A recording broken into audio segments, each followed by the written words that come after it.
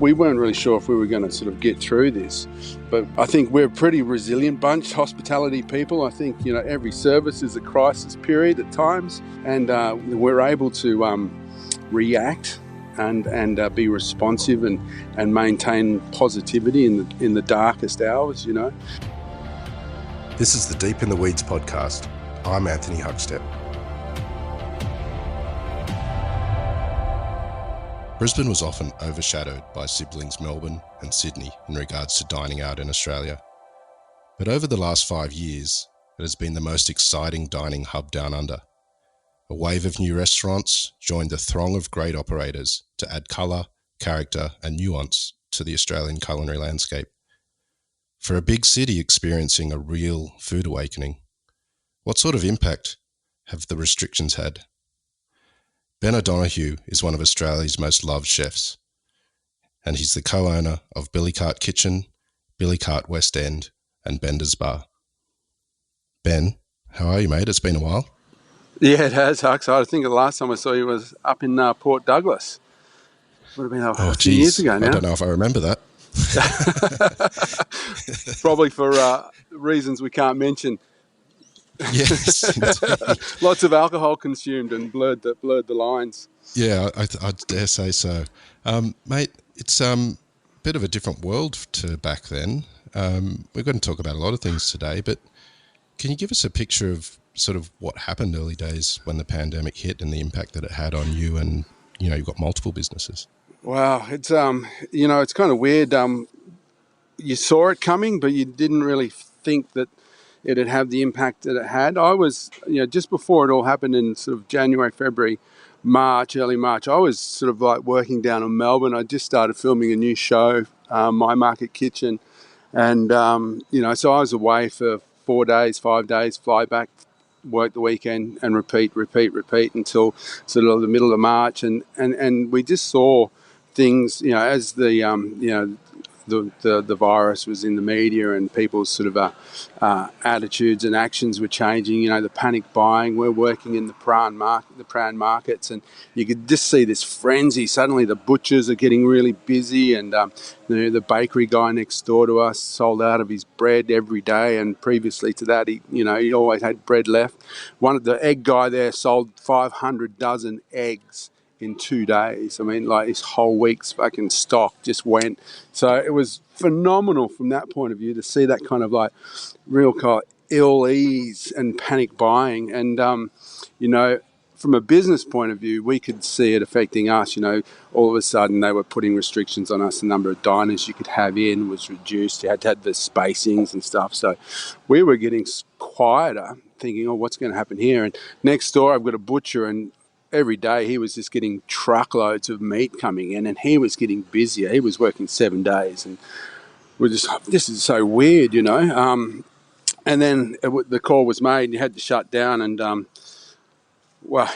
just sort of like panic sort of set in. What do you do? And we, luckily for one of my businesses, Billykart Kitchen, Annerley, we're sort of like a small, like a suburban cafe restaurant, and everyone was at home, so we thought, okay, we're staying open. We're going to switch to takeaway straight away, and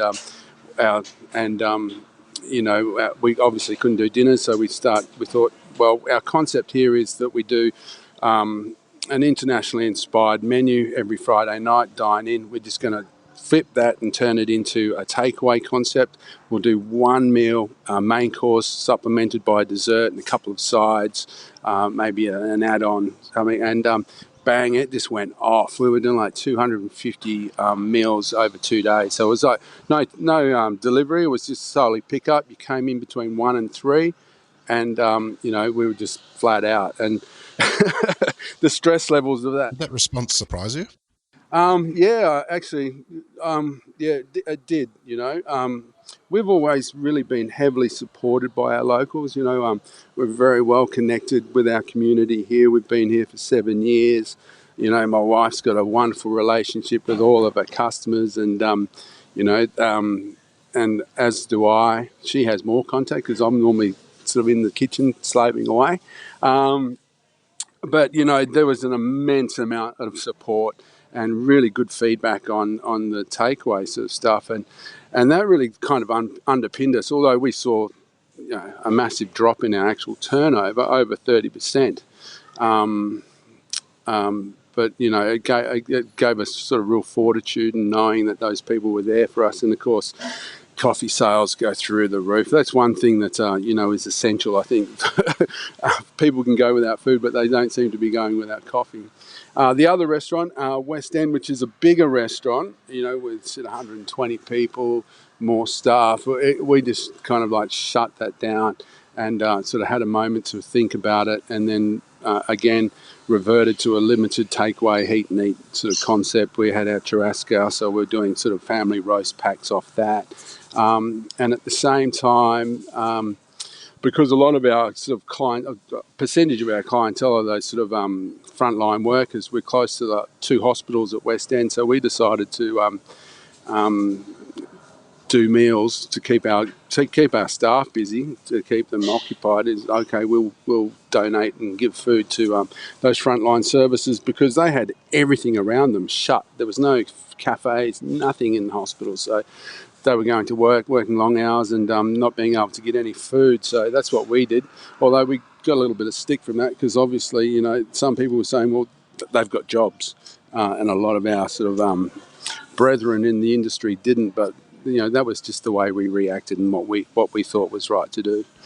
How have you felt through this period? As you're saying, you've built up the businesses over 7 years, and you've got a long history in the hospitality sector, which I'd love to talk about in a little while. But how have you felt, and what's your thoughts about the future of your establishment? Well, we were certainly going into a new paradigm. I don't think our industry's it's never going to be the same again. There's so much of it's going to change. We went through an emotional roller coaster. The stresses of trying to adapt to this new takeaway kind of concept, keeping counts of portions and serves that we needed to produce, and caused some friction between me and my wife. She'd kicked in a number of doors in frustration with me. Maybe sort of freaking out about numbers that they've sold and double checking, triple checking. So we've been through, an emotional roller coaster. It's even now reopenings, gives me anxiety, gives my wife anxiety, because, there's so much we have to deal with in terms of new regulations and managing staff needs and hours, and, and we weren't really sure if we were going to sort of get through this initially. But I think we're a pretty resilient bunch, hospitality people. I think, every service is a crisis period at times, and we're able to react and be responsive and maintain positivity in the darkest hours, that kind of fortitude has sort of got us through, and we've got some good staff as well that have been pretty flexible. But I think, like they say in Game of Thrones, winter is definitely coming. I think it's the next three or 4 months going to be the real litmus test now. Once they start reducing or pulling back JobKeeper, it's going to be really difficult. I don't know, because now people are starting to open up. We've seen a pullback in the takeaway sort of stuff, and people are now wanting to sit down a little bit. So we've reverted to a private dining sort of experience just for 10 people on Friday, Saturday nights here at Annerley. We've opened up at West End for dinners, again limited, but it's not enough revenue to sort of really pay all the bills. And without JobKeeper, I think we'd definitely, West End would definitely be in trouble. Definitely it's a big two fingers to the industry, this COVID, because it's really emphasised the inequities in our industry in terms of how we make money. Our costs are way too high. A lot of my friends in the industry are actually now saying to me, we're actually making money, with JobKeeper. Although the turnover's down, the actual profits are up, because you've taken out massive amounts of your expenses. I've got a friend that's got a wage cost now of 5%. He's busy. he's not paying any rent, and he's actually making money. Before that, your wage costs running at 45%. If turnover slips in a particular week, it might push to 50, and you can't operate like that.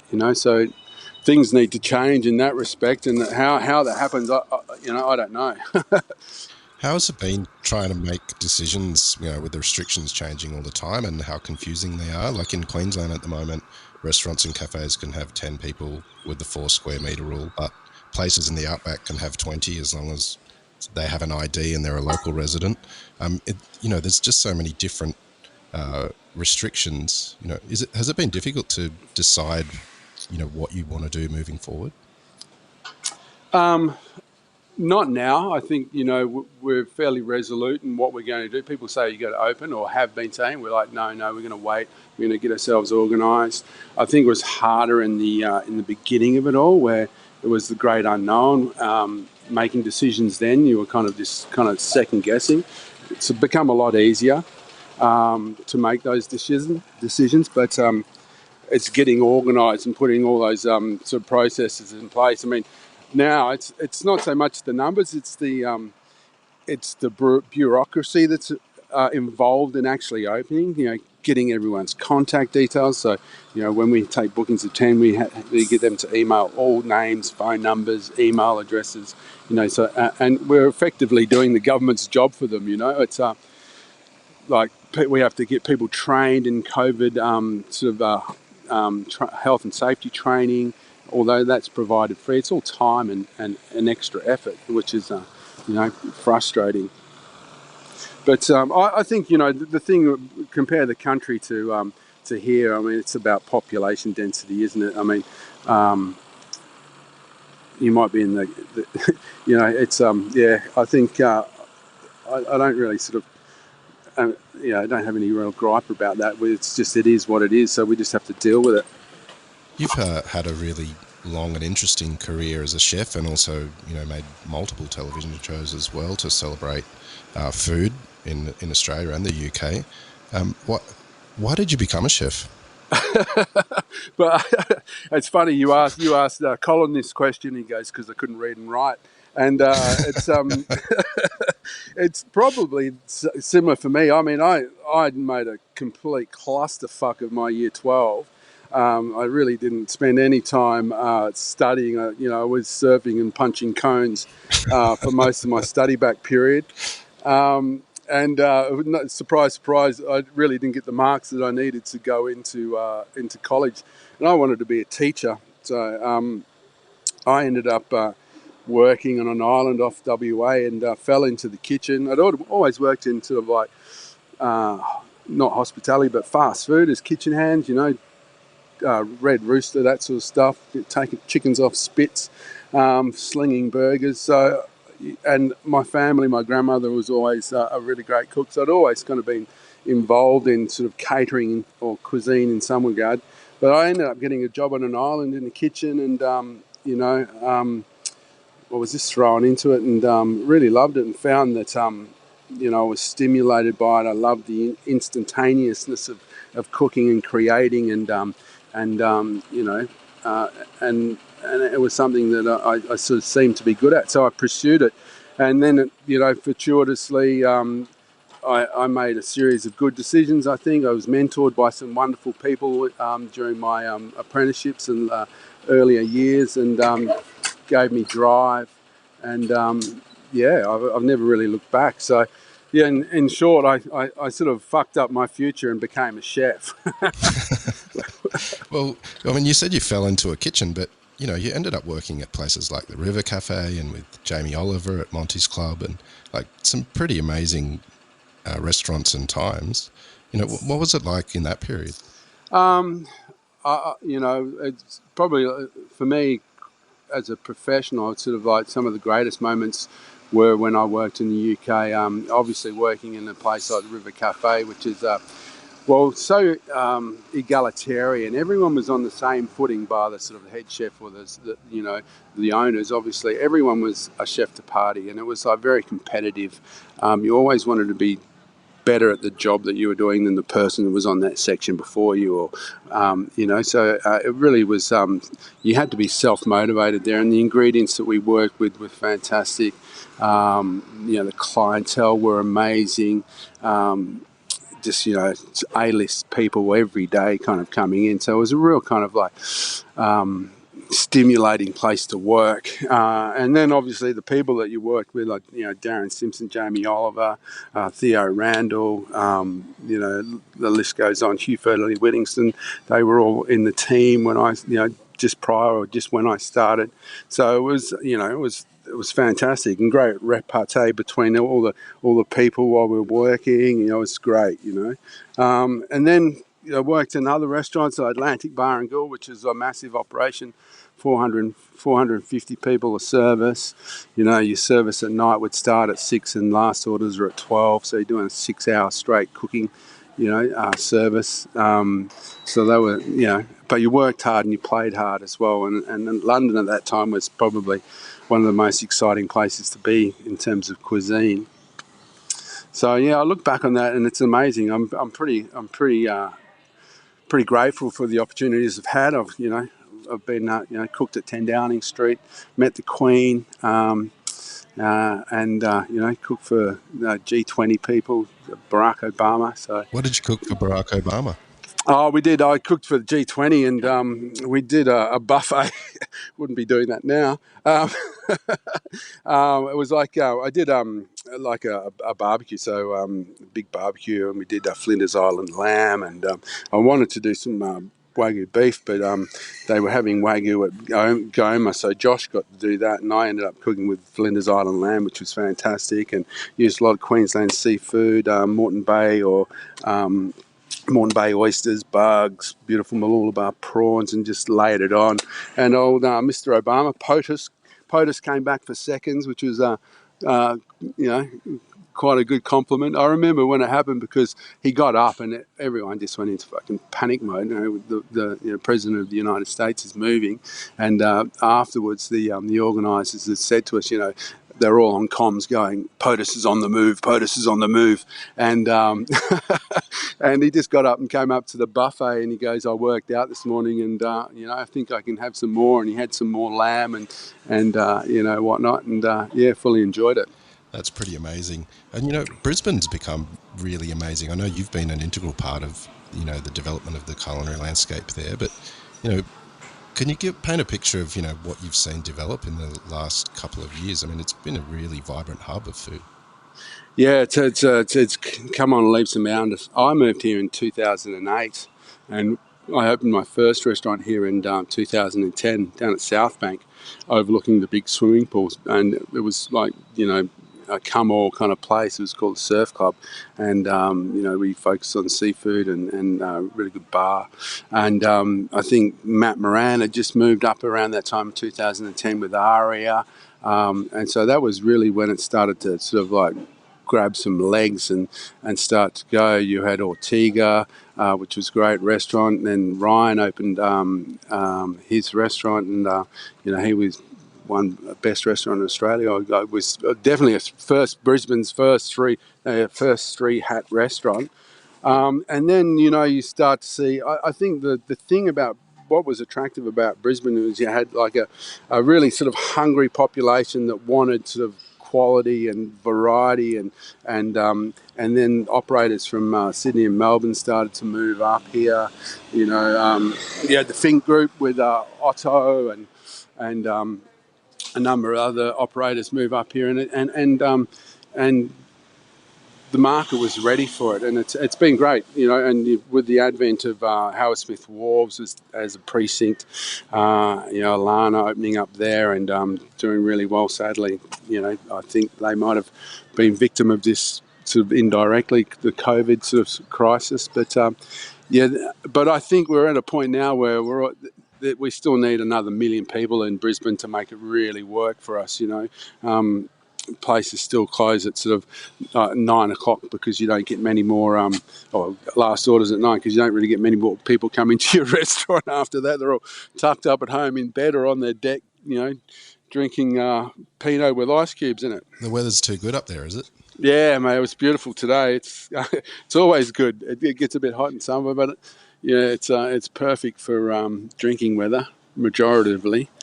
What's it been like in Brisbane during this period, and how have operators there dealt with this situation? How do you? What's the sense there? I think there's a lot of frustration. There was a lot of panic to begin with. Some places I know that, just closed and didn't pay any entitlements, which they probably could have. I think a lot. A lot of people reacted differently. Some of the good people really looked after their staff, and some just shut down and said, "Tough titties. We're just going to sort of like see if we can bunker down and get through this." I think there's a lot of pain for a lot of people in terms of employees, a lot of frustration, a lot of panic from people like myself, operators, small business operators. Seeing their revenues go from 100% to like 5%. Some, like myself, sitting happily in the middle, and really not sort of knowing what was going to happen. And then JobKeeper was announced, and that was such a clusterfuck in the way that was implemented, and who was eligible for it, how to apply, when it was going to get paid. And a lot of people decided not to even go for it because you had to front up at least a month's worth of salary. So we had to pay $25,000 straight up to pay all our people, and wait for that money to come back. And some people didn't have that kind of residual cash. And then the frustration of who was included. So all of a sudden you've got a casual person that's been doing 10 hours, but he's been with you, or she's been with you for a year, and all of a sudden they're getting 750. But you've got full-time staff that were on salaries that actually have to take a haircut. And so there was a lot of inequity. And the saddest thing was I have quite a few kitchen hands and casuals that are on student visas and not full-time visas, or residency visas, that just got completely shut out, and they pay taxes and they do everything else that everyone else does. But I get texts from like Rahan. He goes, "Chef, have you got any work? I've got no money. I can't pay my rent." I'm like, "Mate, I can't do anything for you. Just come down and get some food," or we're kind of my hands are tied. Has this experience made you rethink the industry and restaurants moving forward? Oh, definitely, definitely. One thing I hope is that, like, in terms of employees, we'll remember the people that did the right thing, and when they return to the industry, we'll seek out those people that are conscientious and want to look after them and think about the welfare of their employees, and forget about these groups that have left them high and dry. So really think about the people that have stuck their necks out and sort of done their best. I think a lot of our sort of models will need to change. We're definitely going to change our model here at Annerley. We're going to go to a no service model, order at the counter. We'll probably have one runner taking stuff out, because we've seen it. Like just before JobKeeper came in, we stood down all our casuals, and we kept all our sort of full-time, part-time staff, and our wage costs went from 40% down to 12 and a half. Well, front of house went from 18% down to 12. Kitchen stood about the same at about 30. But from a turnover of 16,000, we were actually making $1,000 profit. And we don't know what our revenues are going to return to. They'll probably stay the same. They might creep up a little bit, but we can't afford to carry the payroll we used to, so we just have to change our service model. West End, again, we'll have to see how that sort of all pans out, but it's going to result in less people working in our businesses. There's no doubt about it, and I think, no more annualised salaries. We're going to switch to sort of like just hourly rates on a 38-hour week. So there'll be benefits for people in terms of them getting probably a work-life balance, but there'll be kind of like a significant reduction in actual salaries, I think. That's the reality of it. You got mates all around the world in the restaurant game. What have you heard from them about the impacts of the virus? Oh, it's been brutal. I mean, I look at speaking to Curtis, and they just shut.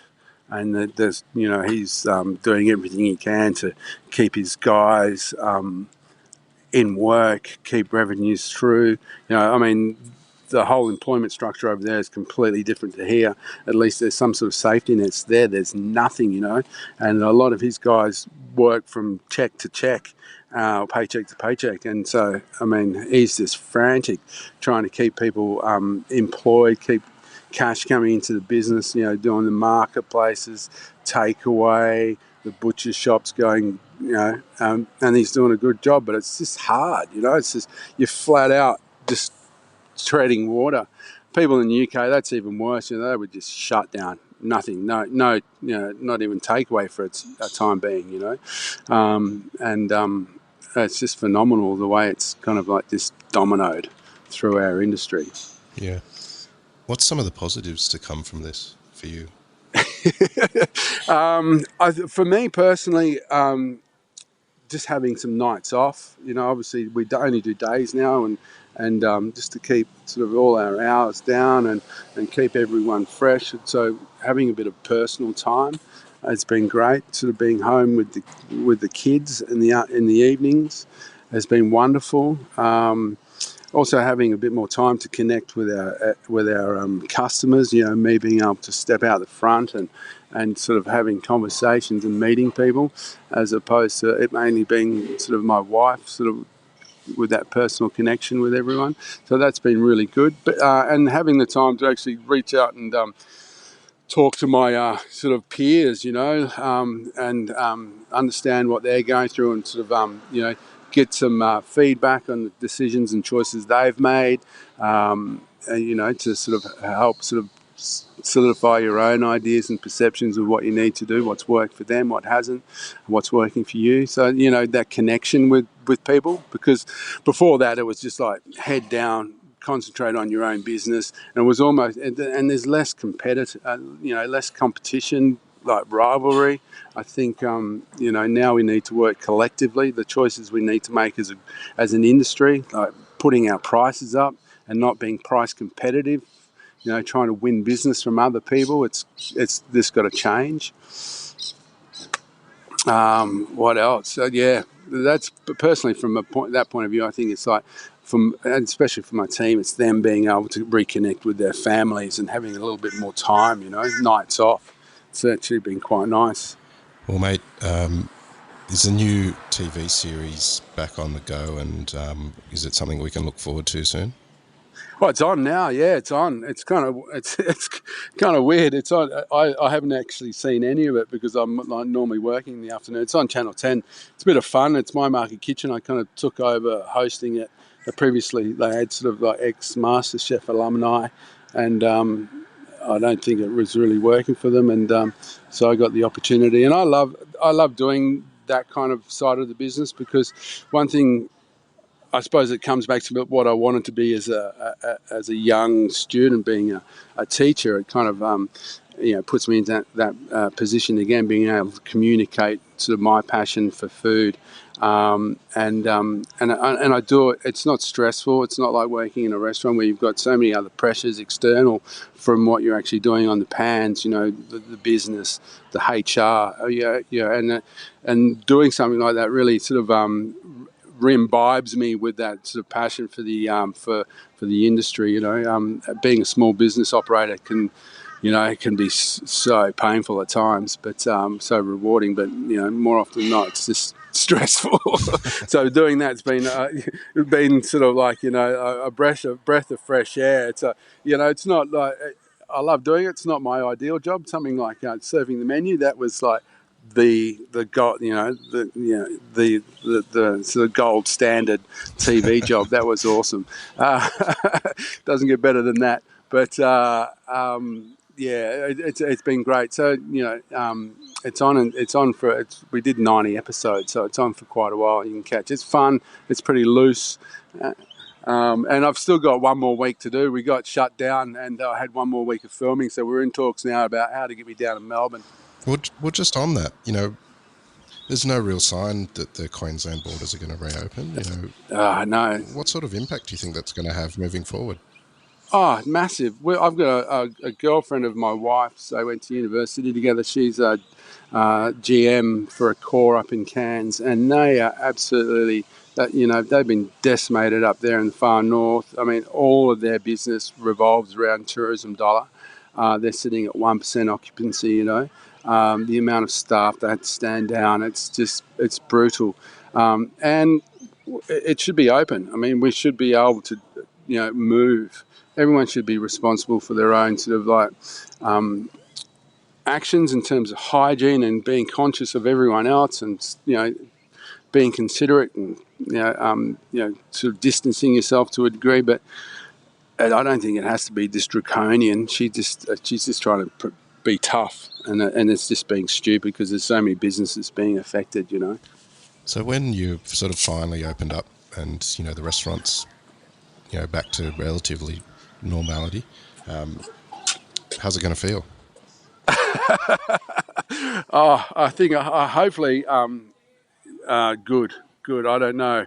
Well, we just want to take a holiday. Me and my wife were thinking, we should have shut down at the beginning of this and had a bit of a break. A lot of, and it seemed that a lot of people around us were really enjoying the fact that they were not at work and they were doing jobs around the house, and all of this sort of stuff, getting fit and walking every afternoon. It was like great. It was almost like living back in the 70s when you were a child, because all the kids are riding their bikes up and down the street and everyone's talking to their neighbours over the fence and blah, blah, blah.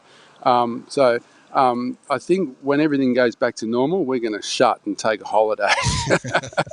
And I don't know where that is. That'll probably be, somewhere on the coast, so I can go for a good surf. My wife can read a couple of books and, have a fish or something. That's but hopefully, business will be good. Business will be, people will be very supportive and understanding of, the price increases that we probably need to put in there. But I think we're still in for a bit of a rocky road, and I don't know how long that road's going to be rocky for, but hopefully not too long. Absolutely, mate. Always good to chat, and hopefully next time it's over a beer again. Maybe not as many as last time. But really appreciate your time, mate. Keep in touch, and thanks for being on the show. Thanks, mate. Thanks. Hang in there. This is the Deep in the Weeds podcast. I'm Anthony Huckstep. Stay tuned as we share the stories of Australia's hospo community, suppliers and producers in search of hope during this pandemic. Special thanks to executive producer Rob Locke for making this all happen. Follow us on Instagram at Deep in the Weeds Podcast, or email us at podcast@deepintheweeds.com.au. Stay safe and be well.